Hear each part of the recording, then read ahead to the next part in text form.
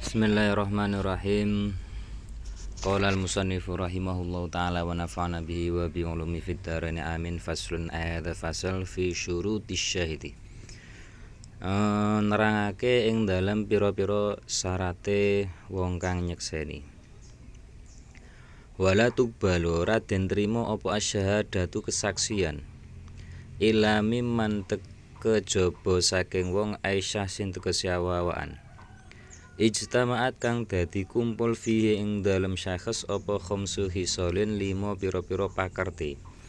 Ahaduha utawi salah sijine khamsah iku al-islamu Islam. Walau bitabaiyati senajan toh islami iku tetep kelawan manut wong tuwa lorone.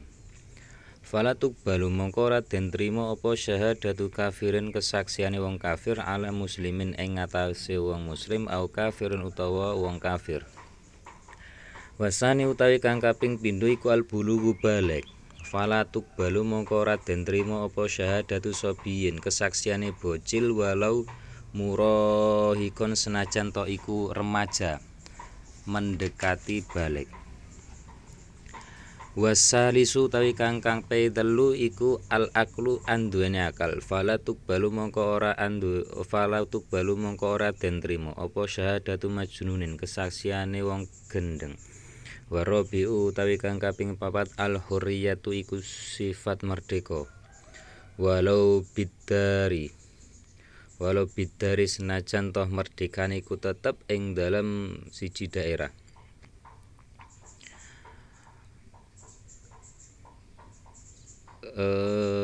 Fala tuqbalu mongko ora den trima apa syahadatu raqiqin kesaksiane budak kinan iku budak murni kana ana sapa raqiq au mudabaran utawa budak mudabar au mukataban utawa budak mukatab. Wal khamisu utawi kang kaping 5 iku al adalatu sifat adil wa hiya utawi adalah lughatan ing dalem bahasane iku at-tawassutu tengah-tengah. Wa syar'an lan ing dalem syarae malakatun iku tabiat kebiasaan fin nafsi ing dalem awa-awaan tamna'u kang bisa nyegah apa malakah ing nafsu min iktirafil kabairi saking nglakoni pira-pira dosa gedhe waroda ililan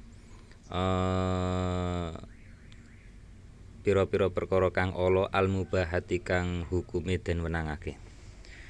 Walil adalati iku tetep kedue sifat adil khamsu syara utawi 5 pira-pira syarat wa fi batin nusahi iku tetep ing dalem sebagian pira-pira salinan khamsatu syaraitin utawi lafat khamsatu syaraitin.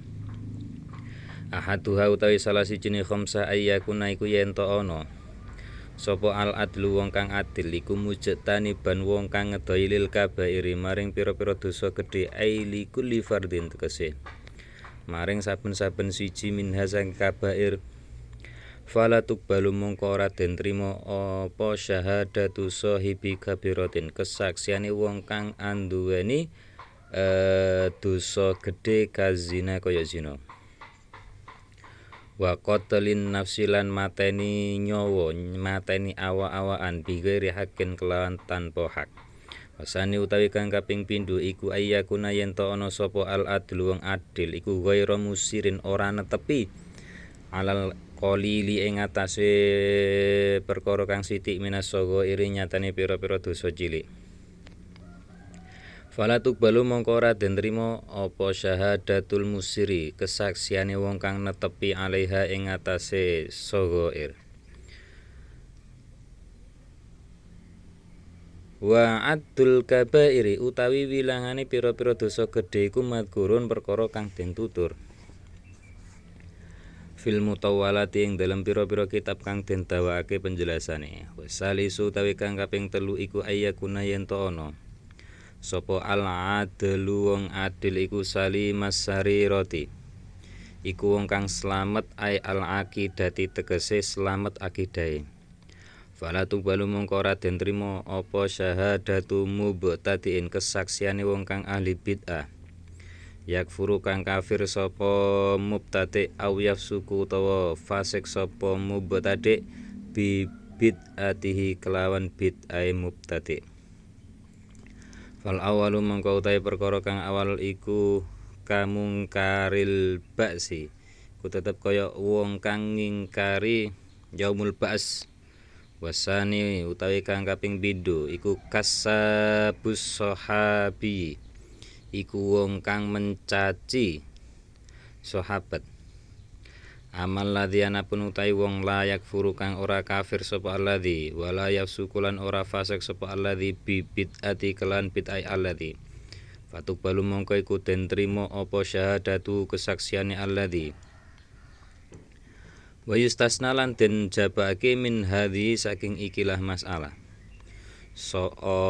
apa al khitabiyatu golongan khitabiyah. Fala tuqbalu mongko ora den trima apa syahadatuhum kesaksiane khitabiyah.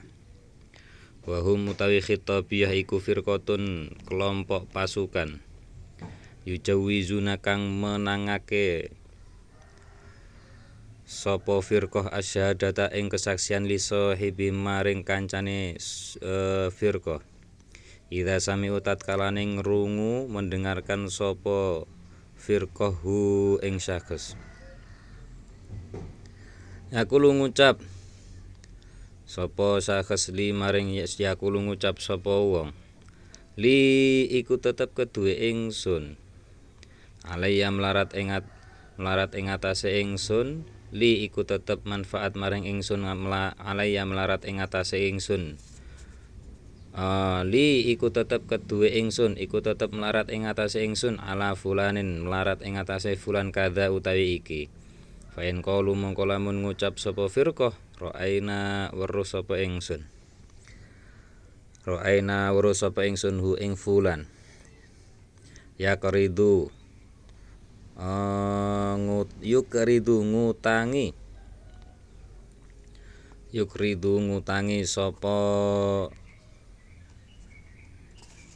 sapa man hu ing fulan kadza kaya iki kubilat mongko den trima apa syahadatum kesaksiane firqah.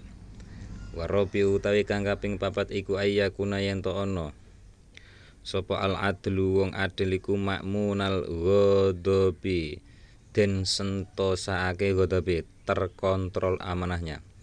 Fi batinu sahih tetep ing dalam sebagian pira-pira salinan makmunan utawi lafat makmunan hale wong kang den sentosake indal ghadabi ing dalem nalikane ghadab marah. Fala tuqbalu mongko ora den trima apa syahadatu man kesaksiane wong la yu'manu kang ora den sentosake sapa man inda ghadabi ing dalem nalikane ghadabe man. Wal khamisu utawi kang kaping 5 iku ayyakuna yen to ana sapa al adlu wong adil iku muhafidun wong kang ngreksa ala muruati misli ing atase muruae utawa kehormatane semisale adil utawa man. Wal muruatu utai muruah takhallukul insani iku akhlake menungso